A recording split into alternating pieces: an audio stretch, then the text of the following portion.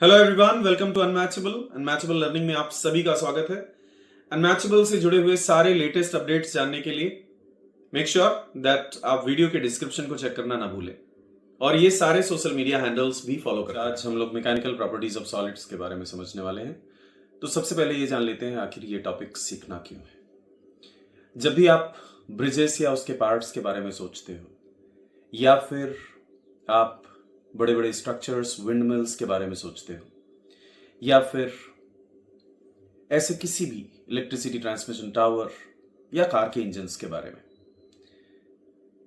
बस, ट्रक, पूरी automotive industry और इनफैक्ट ऑटोमोबाइल व्हीकल्स के सारे पार्ट्स के बारे में, या फिर आप जब किसी एयरक्राफ्ट के बारे में सोचते हो, सबमरीन टैंक्स के बारे में सोचते हो, या फिर आप रोबोट्स और उसके मैकेनिज्म्स के बारे में सोचते हो, तो एक सवाल आपके दिमाग में उठता है कि आखिर ये डिजाइन और मैन्युफैक्चर कैसे होते हैं। और इसका आंसर है mechanical properties of solids. Mechanical properties of solids की जानकारी से ही ये सारे कंपोनेंट्स डिजाइन होते हैं और मैन्युफैक्चर होते हैं। तो शुरू करते हैं सबसे पहले पॉइंट्स के साथ सीखना। सबसे पहला पॉइंट है जहां हम लोग क्रॉस सेक्शनल एरिया समझने वाले हैं। क्रॉस सेक्शनल एरिया वो है जब आप किसी मेंबर को उसकी लेंथ के परपेंडिकुलर कट करोगे तो एक्सपोज होगा। जैसे यहां पर रेक्टेंगुलर, सर्कुलर, ट्रायंगुलर और इवन एक आई सेक्शन का मेंबर आप देख सकते हो। आई सेक्शन का मेंबर वो है जो आपने रेलवे ट्रैक्स में आइडेंटिफाई किया होगा। तो क्रॉस सेक्शनल एरिया इंपॉर्टेंट है हमारी आगे की डिस्कशन और स्टडी के लिए। क्यों? क्योंकि क्रॉस सेक्शनल एरिया के हिसाब से ही हम लोग आइडेंटिफाई करेंगे फोर्स का नेचर।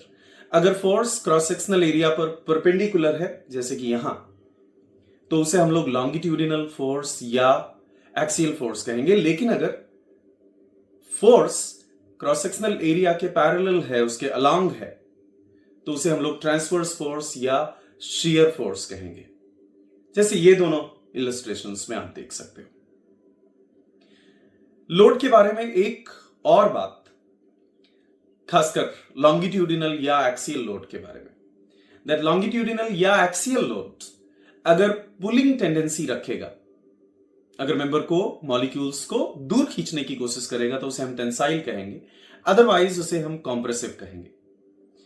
और एक और बात जो आपको लोड या डिफॉर्मेशन के बारे में याद रखनी है वो ये कि जब भी कोई फोर्स बैलेंस नहीं हो रहा होगा, कैंसिल नहीं हो रहा होगा, तो वो सिर्फ मेंबर को एक्सेलरेट करा सकता है, मेंबर को मूव करा सकता है।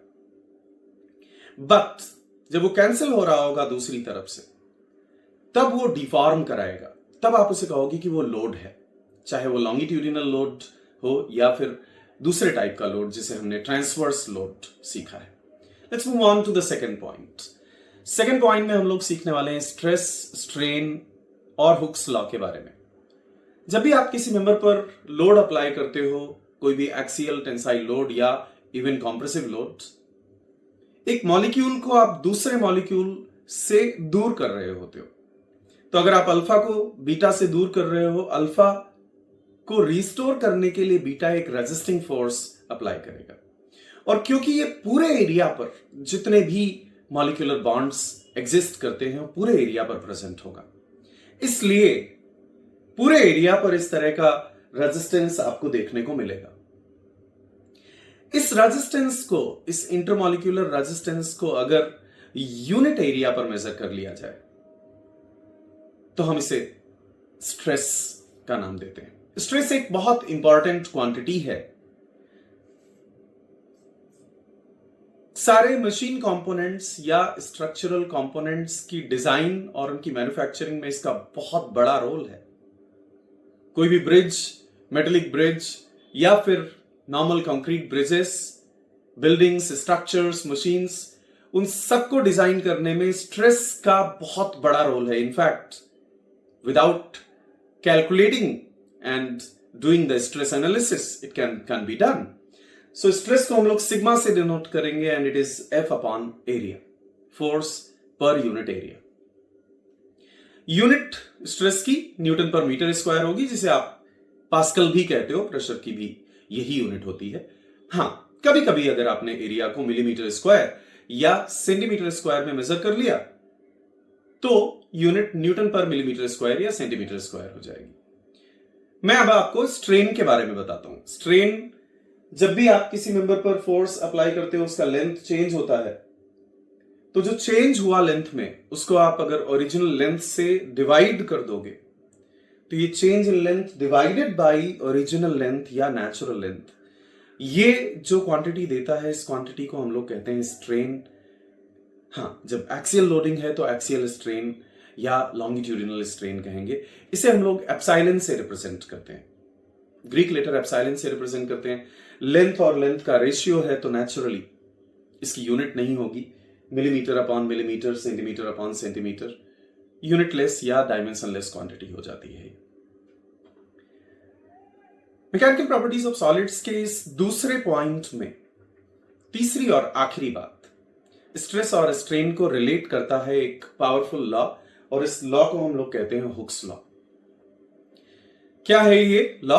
बहुत कॉमन सेंसिकल लॉ है दैट जब किसी मेंबर में स्ट्रेन प्रोड्यूस होगी तो बहुत क्लियरली वो इस बात पर डिपेंड करेगी कि आपने उसमें कितना स्ट्रेस इंड्यूस किया। तो strain is directly proportional to stress.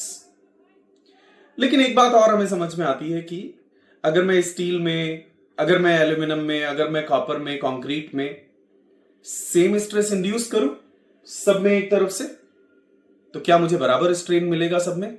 नहीं। मैं ये जानता हूं कि सब में अलग अलग डिफॉर्मेशन मिलेगा। इसका मतलब मटेरियल का भी रोल है। मटेरियल का अपना नेचर, अपना रेजिस्टेंस भी एक रोल प्ले करता है, और उसमें प्रोड्यूस होने वाला इलॉन्गेशन या स्ट्रेन उस रेजिस्टेंस के इनवर्सली प्रोपोर्शनल होगा। उस रेजिस्टेंस को एक प्रॉपर्टी, एक मटेरियल प्रॉपर्टी से रिप्रेजेंट करने वाले हैं हम लोग, और उस मटेरियल प्रॉपर्टी को मॉड्यूलस ऑफ इलास्टिसिटी कहते हैं। मॉड्यूलस ऑफ इलास्टिसिटी को ई से रिप्रेजेंट करेंगे। सो यहां से हम बहुत क्लियरली लिख सकते हैं epsilon is inversely proportional to E. अब इन दोनों बातों को हम लोग कंबाइन कर दें, epsilon directly proportional to sigma और epsilon inversely proportional to E, तो हमें मिल जाएगा epsilon is equal to sigma upon E, या मैनिपुलेट करने के बाद sigma is equal to E epsilon. Stress और स्ट्रेन के बीच में ये जो रिलेशन आपने देखा है, इस रिलेशन को ही हुक्स लॉ कहते हैं, और ये एक्चुअली बहुत पावरफुल लॉ है। ये लॉ बहुत क्लियरली आपको बताता है कि सिग्मा और एप्सिलॉन के बीच में एक लीनियर रिलेशनशिप है, बिल्कुल y is equal to mx type की, जहां y एक्सिस पर आप सिग्मा और x एक्सिस पर एप्सिलॉन को प्लॉट करते हैं। हुक्स लॉ के बारे में कुछ इंपॉर्टेंट ऑब्जर्वेशंस याद रखने जरूरी हैं। पहला ऑलरेडी हम लोग डिस्कस कर चुके हैं कि एप्सिलॉन इस बात पर डिपेंड करेगा कि आपने कितना स्ट्रेस इंड्यूस किया, लेकिन इस बात पर भी डिपेंड करेगा कि मटेरियल का अपना रेजिस्टेंस, जिसे हम लोग मॉड्यूलस ऑफ इलास्टिसिटी कहते हैं, वो क्या है। दूसरी बात, sigma is equal to E epsilon को हम लोग अगर इक्वेशंस से कंपेयर करें तो बहुत क्लियरली ये स्ट्रेट लाइन की इक्वेशन जैसा दिखता है। y is equal to mx, y axis पर स्ट्रेस को प्लॉट किया जाए और x एक्सिस पर स्ट्रेन को प्लॉट किया जाए, तो ये एक लीनियर रिलेशन है। तीसरा ऑब्जर्वेशन, दैट कौन से मटेरियल्स हैं जो हुक्स लॉ को फॉलो करते हैं? स्टील, कॉपर, एल्यूमिनियम, कंक्रीट, जितने भी स्ट्रक्चरल मटेरियल्स हैं वो फॉलो करते हैं, लेकिन एक लिमिट तक, और उस लिमिट, स्ट्रेस की उस लिमिट को हम लोग प्रोपोर्शनलिटी लिमिट ऑफ स्ट्रेस कहते हैं। हुक्स लॉ के बारे में चौथा और बहुत इंपॉर्टेंट ऑब्जर्वेशन, दैट इसमें जो यंग्स मॉड्यूलस ऑफ इलास्टिसिटी है, जिसे हम लोग कैपिटल ई से लिख रहे हैं, वो फिजिकली वो रिप्रेजेंट क्या कर रहा है? फिजिकली वो रिप्रेजेंट कर रहा है मटेरियल का रेजिस्टेंस। डिफॉर्मेशन को लेकर मटेरियल कितना रेजिस्टेंस रखता है, मटेरियल की स्टिफनेस क्या है।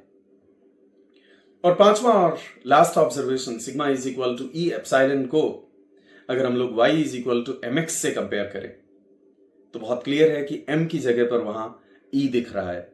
इसका मतलब modulus of elasticity stress strain graph के slope. Let's move on to point number 3, elongation formula.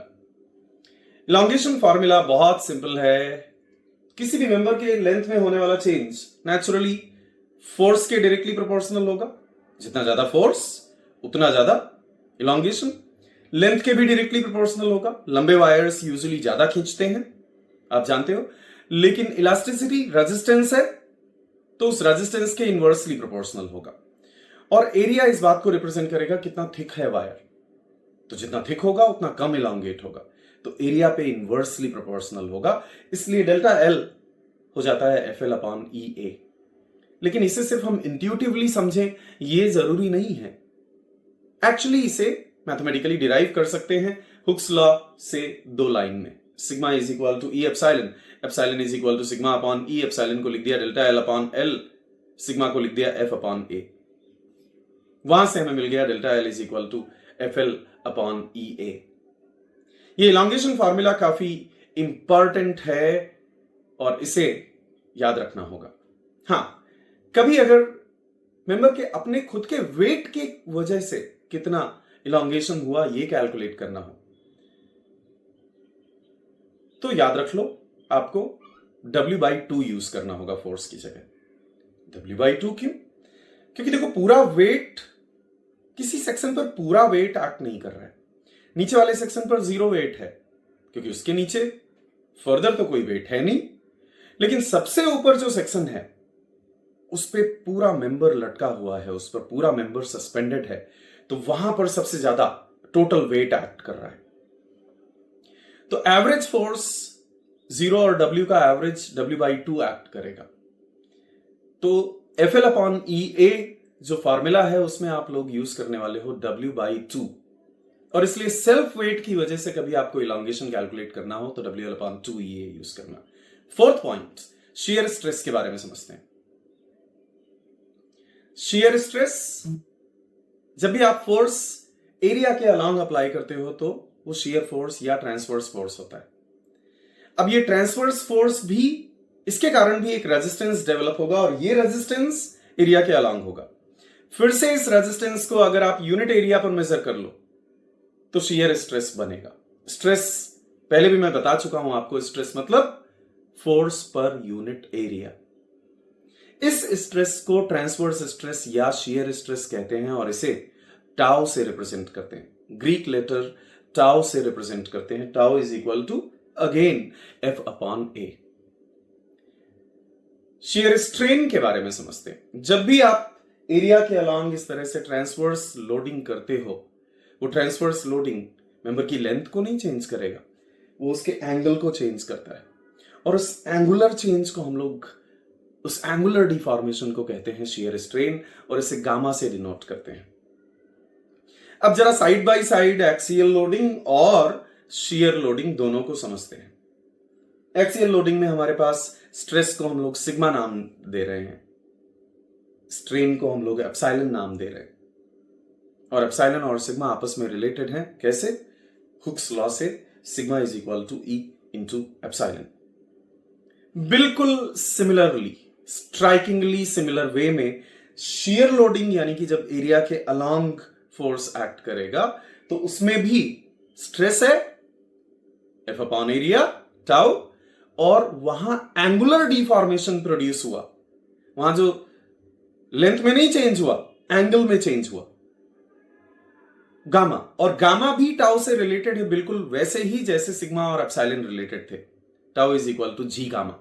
और जैसे वहां आपने सीखा ई है मटेरियल प्रॉपर्टी, उसे आप कहते हो मॉड्यूलस ऑफ इलास्टिसिटी, वैसे ही यहां जी है मटेरियल प्रॉपर्टी और इसे आप कहते हो मॉड्यूलस ऑफ रिजिडिटी या शियर मॉड्यूलस।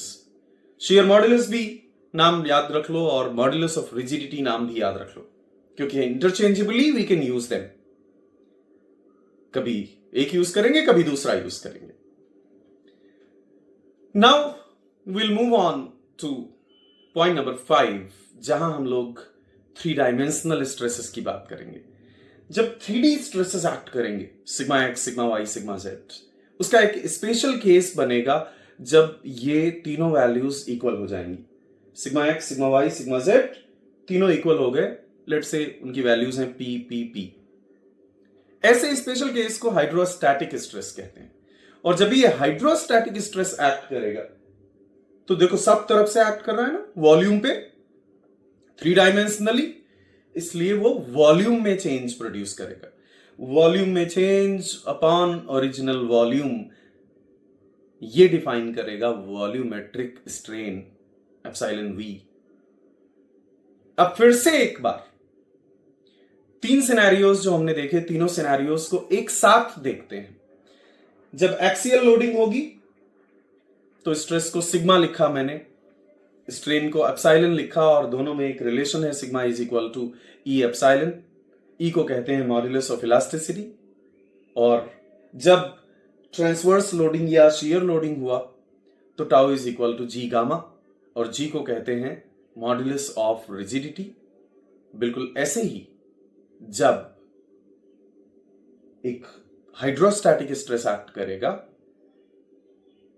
तीनों डायरेक्शन से प्रेशराइज्ड होगा एलिमेंट, तीनों डायरेक्शन से प्रेशराइज्ड होगी बॉडी, तो वॉल्यूमेट्रिक स्ट्रेन या वॉल्यूमेट्रिक चेंजेस भी एक मटेरियल प्रॉपर्टी पर डिपेंड करेंगे, और वो कहलाती है bulk modulus of elasticity, capital B. Capital B से भी रिप्रेजेंट करेंगे और कई बार हम उसे कैपिटल के से भी रिप्रेजेंट करेंगे। तो इस बात को फिर से समराइज कर लेते हैं, sigma is equal to E epsilon, वैसे ही tau is equal to G gamma, वैसे ही pressure is equal to bulk modulus into volumetric strain. Capital E material property, capital G material property, capital B material property. तीनों material properties हैं और तीनों material के resistance को show करते हैं।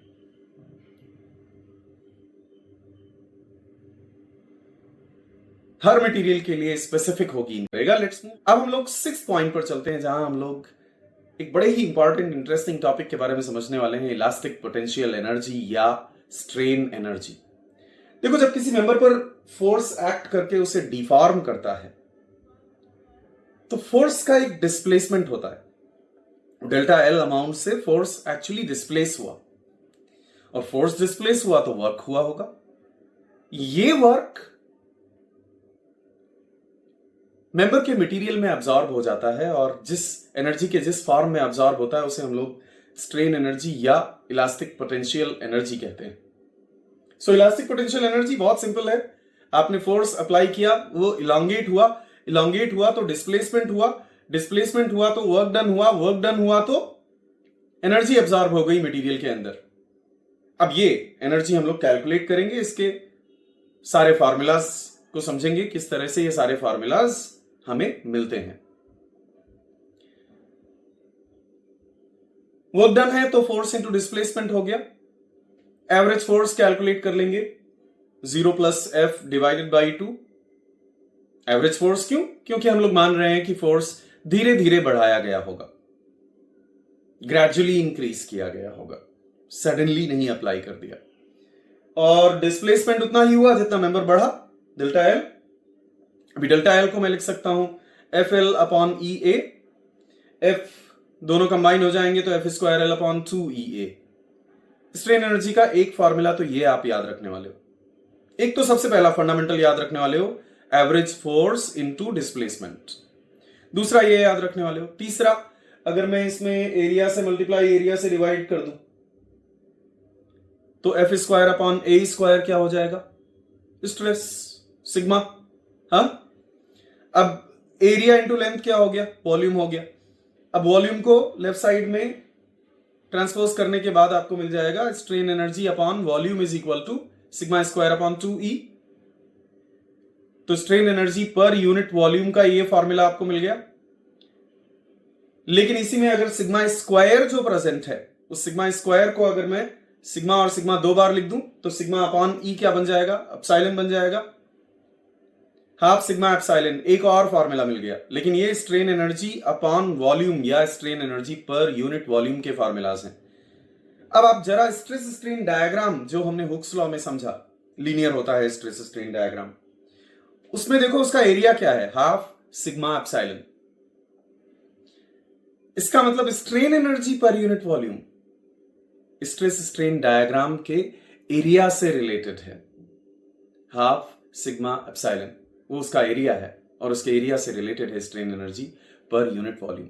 Let's move on to the next point and which is stress strain diagram. Stress strain diagram क्या है? अभी तक हम लोग देख ही चुके हैं कि स्ट्रेस स्ट्रेन डायग्राम लीनियर होता है, एक लिमिट तक लीनियर होता है, और उस लिमिट को हम लोग कहते हैं proportionality limit. That limit is known by the name proportionality limit. एक लिमिट तक ये लीनियर जाएगा, लेकिन उसके बाद क्या होगा? उस प्रोपोर्शनलिटी लिमिट से ज्यादा स्ट्रेस अगर आपने मटेरियल में इंड्यूस कर दी तो लीनियर ग्राफ नहीं मिलता, वहां से वो नॉन लीनियर हो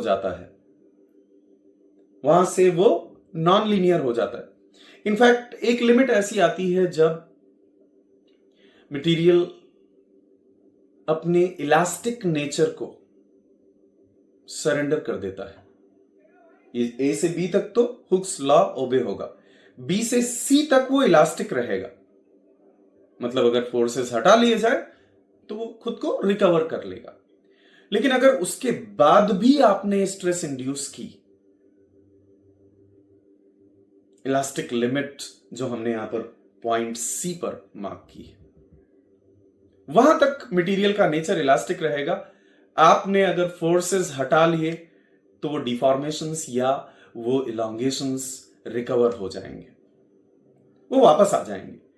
लेकिन अगर वहां से स्ट्रेस को और ज्यादा बढ़ाया जाए तो क्या होगा? तो दोस्तों, परमानेंट डिफॉर्मेशंस शुरू होंगे, प्लास्टिक डिफॉर्मेशंस कहते हैं हम लोगों ने। तो फोर्सेस हटा लेने पर भी मटेरियल पूरी तरह से वापस नहीं आएगा। प्लास्टिक डिफॉर्मेशंस, इनफैक्ट स्टील वगैरह में ये प्लास्टिक डिफॉर्मेशंस इतने ज्यादा होंगे कि स्ट्रेस को आप कम भी करोगे तब भी स्ट्रेन बढ़ेगी, मटेरियल इतना वीक हो चुका होगा। हां, एक लिमिट तक जाकर ऐसा होगा, और पॉइंट डी जो लोवेस्ट पॉइंट है, उस लिमिट को हम लोग कहते हैं यील्ड स्ट्रेस या yield point of the material. ये टिपिकल फिनोमिनन जो आप देख रहे हो कि स्ट्रेस कम करने पर भी स्ट्रेन बढ़ा, ये फिनोमिनन स्टील में स्पेसिफिकली देखने को मिलता है। उसके बाद आपको स्ट्रेस बढ़ानी ही पड़ेगी, लेकिन एक लिमिट है, वो लिमिट है अल्टीमेट स्ट्रेस की लिमिट। उस लिमिट के बियॉन्ड मटेरियल रप्चर हो जाएगा, मटेरियल फ्रैक्चर हो जाएगा।